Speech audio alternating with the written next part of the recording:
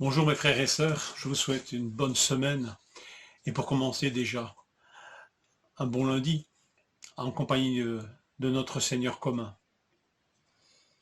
Je lis le verset 12 du chapitre 24, un verset dans notre lecture.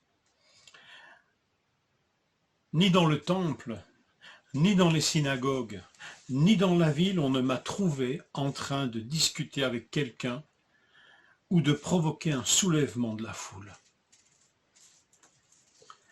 Dans le verset précédent, Paul nous dit être resté et nous dit qu'il était présent à Jérusalem depuis 12 jours et que durant ces 12 jours, on ne l'a pas entendu, on ne l'a pas vu en train de discuter avec quelqu'un ou de provoquer un soulèvement de la foule.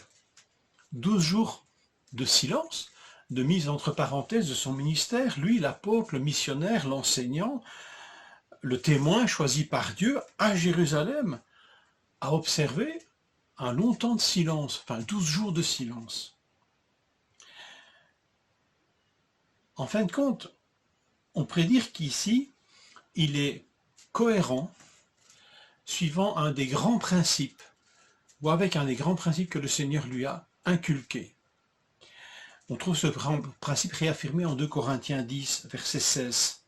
Nous pourrons alors évangéliser les régions situées au-delà de chez vous, sans nous vanter du travail déjà fait par d'autres dans leur propre champ d'action. Jérusalem était le champ d'action de Jacques, de Pierre, des anciens de Jérusalem, des diacres de Jérusalem. Cette église était déjà richement douée et faisait le travail que le Seigneur lui demandait de faire. Et donc Paul, en toute logique et cohérent avec ce principe que Jésus lui a enseigné, ne vient pas s'imposer et imposer son ministère comme s'il se croyait indispensable. C'est quand même touchant. Voilà un principe que Paul s'est fait un honneur auquel il ne dérogeait jamais. Ne pas travailler dans le travail d'autrui, ni ne pas se vanter du travail que d'autres ont fait avant lui. Vous savez qu'il a beaucoup souffert dans son ministère de gens qui suivaient ses traces et eux n'avaient aucune restriction à agir là où il avait déjà commencé un travail d'évangélisation pour ajouter parfois des doctrines très discutables. Ceux qui se glorifient du travail des autres, qui s'imposent dans le travail d'autrui, ne sont jamais recommandables. Ça peut nous donner du discernement, encore aujourd'hui. J'ai déjà fait l'expérience, et vous n'êtes pas obligé de me croire parce que je ne suis pas infaillible, mais des personnes qui parfois basent une certaine forme d'autorité d'un supposé ministère en dénigrant celui des autres, en méprisant ceux qui ont précédé, et même qui sont peut-être encore en train de travailler. Bâtir sa réputation, bâtir son aura, son autorité, en dénigrant le travail d'autrui et en entrant sans vergogne, comme on pourrait dire, dans le travail d'autrui, ne sont pas des serviteurs recommandables. Tous les chrétiens, nous sommes appelés à exercer du discernement dans ce domaine.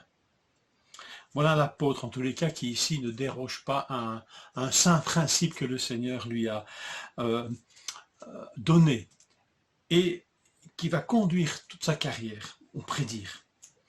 Et ici, voilà un principe qui va lui venir en aide dans un autre domaine auquel probablement il ne s'attendait pas.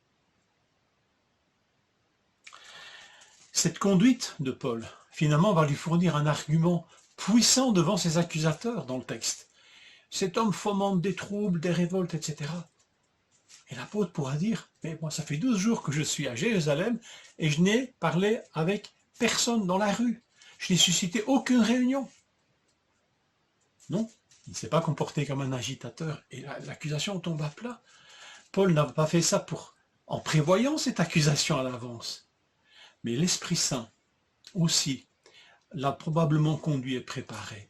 Alors, Paul avait des principes que la parole de Dieu, que Dieu lui-même lui avait enseigné ce principe de ne pas s'imposer ou de ne pas prendre la gloire du travail d'autrui. Mais en même temps, Paul a cette sensibilité à l'Esprit Saint. Et l'Ecclésiaste nous disait dans l'Ancien Testament, il y a un temps pour tout, il y a un temps pour parler, mais il y a un temps pour se taire. Et qui va déterminer ce temps? Eh bien, on pourrait dire l'Esprit de Dieu. L'Esprit Saint peut nous dire de parler, mais l'Esprit Saint peut aussi nous donner comme injonction de nous taire. Et Paul, en obéissant à des principes que le Seigneur lui avait donnés, en étant sensible à la direction de l'Esprit Saint, eh bien, il s'est tu pendant 12 jours. Et ça lui a été d'une grande aide et d'une grande utilité quand il a été accusé de fomenter des troubles et de répandre des choses. Il n'avait pas parlé pendant 12 jours. Alors voilà, je ne dis pas que le Seigneur va nous dire aujourd'hui de te taire pendant 12 jours, mais en tous les cas, retenons ces principes.